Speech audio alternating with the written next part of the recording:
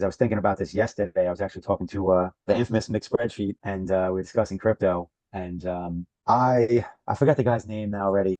Ends in Mark Moss, Mike Moss. I don't know, crypto guy. And he talked about how the best move is to basically just continue to stack Bitcoin and essentially treat it almost like the real estate mo model, where it's just like you build assets, you borrow, you die. Like you never sell. Like buy, borrow, die. Like which is basically, kind of the plan of all the rich, right? They do it, with assets in general. And I was like, I need more Bitcoin because you can already leverage your Bitcoin. You can always collateralize it, right? Mhm. Think about 5, 10 years from now, right? Let's say Bitcoin's worth whatever, I don't know, 250,000, right? 5 years from now. I'm not even gonna talk crazy numbers. Everyone, is talking million, but and it's become essentially commonplace. And now institutions, essentially, accept and work with Bitcoin, right? Yeah, we may not want to go TradFi, but just think about that. It's like I have, even if it's just one Bitcoin, right? That's worth 250,000, and I can put that up as collateral, right? And borrow whatever it is, 100 grand, 200 grand. Like, think about how the value of Bitcoin continually is probably going to go up and how it's going to get easier and easier to collateralize it and borrow against it. And, think about, Kel, you know about this, like people that have like $1 million stock portfolios and they can literally borrow like $1 million from the financial brokerage, Right. right? Yeah. Like we're going to get to the point, right? Where you're worried, you almost don't even have to worry about liquidation as much, and you can borrow a higher ratio. So, um, you know, that move of selling all his real estate and buying Bitcoin, for that reason right there, I actually love it. Um, I'm not doing it. I've been actually more active in real estate lately. I'm heading up north actually Thursday morning to help finish up a project, and hopefully make that money on the house flip. But yeah, I can see why to do it. I'm sure he's got other reasons, but that would be my why in terms of just stay. It makes sense to stack more Bitcoin because it's just going to become a asset that you can leverage, and then essentially never sell, right? Never pay taxes on it. Just never sell. Just borrow against it. Just like, and this is what wealthy people do, right? They borrow against. I mean, 50 Cent said it, and I'll wrap up with this because it's getting long-winded. But 50 Cent said it in his book, which if anyone hasn't read that book, Hustle Harder, Hustle Smarter, or it might be the other way around. Great book.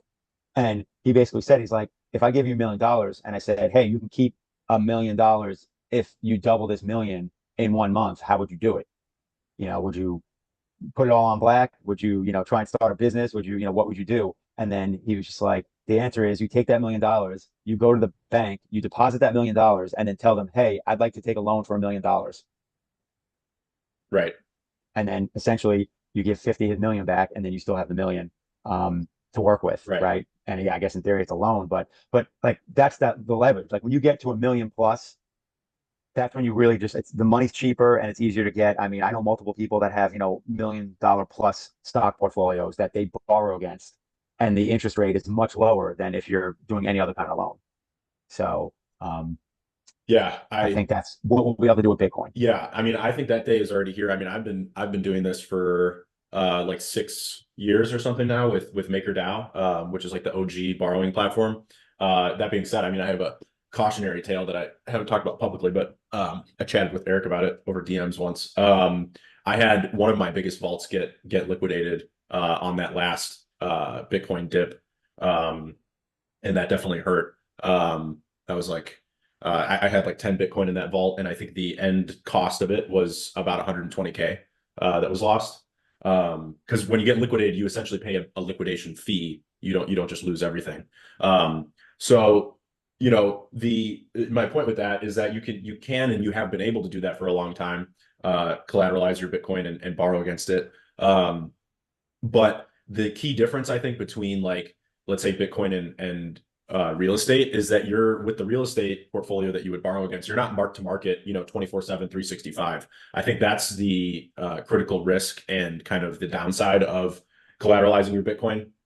That being said, I mean, you can do a lot of things to manage your risk, and you also have a lot more upside with Bitcoin. Obviously, Bitcoin has the potential to 10x in the next couple of years. But real estate is most likely not going to 10x in the next few years, unless you somehow bought in the most prime location at the best possible time.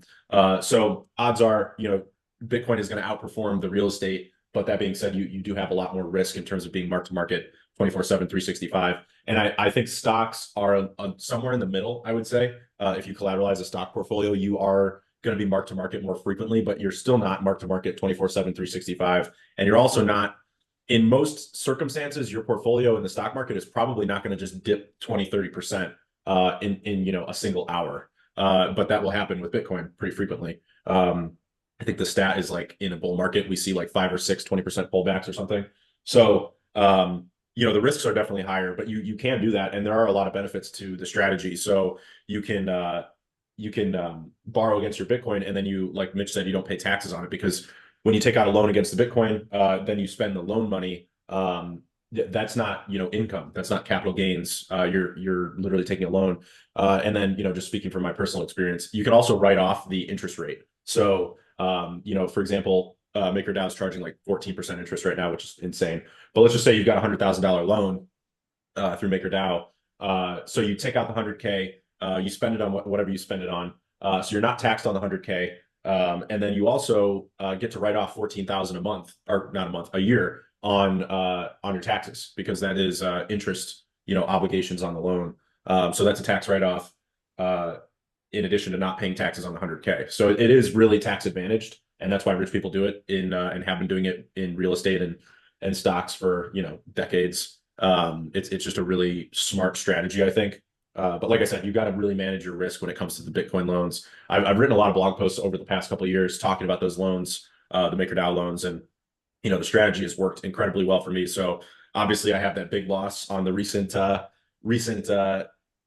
ticket, but in as a whole, in the long run, those Bitcoin loans have made me astronomical amounts of money, because I've been able to leverage all the Bitcoin I bought over the years, and I've also been able to write off all those taxes, and ultimately not pay taxes on the money that I get to take out of crypto, because it's all loaned capital. And then Bitcoin just outperforms everything. So, in the long run, you take out like a $200,000 loan, and then Bitcoin, 3x's in price, and then your loan, you can cover your loan, and it's a really good strategy. So, I guess my tale is a little bit like, it's a great strategy, but you got to be careful with it. Yeah, absolutely. It's also just a good way to never have to sell your Bitcoin, 100%. because everyone, it's like bull market comes, you get a new Bitcoin high. It's like, oh, I'd like to lock some of this in, but it's like, but I don't want to sell any of my Bitcoin. It's like, well, then, you know, whatever that portion that you wanted to sell, whatever that dollar amount is, you can just borrow against it, because obviously that's going to be still, a minority amount of value. So you don't have to worry about a liquidation so much. So that's one way to use it. And like you said, if price goes up over time, then you never have to really worry about the liquidation getting more worrisome. Obviously, there's bear markets and whatnot, but and then you can pay it off as Bitcoin goes up. Yeah, I've been thinking more and more about this since I kind of was like reading this guy's strategy, and it makes a lot of sense, assuming Bitcoin continues to increase in value over the years, which I don't see why it would not, based on the tokenomics.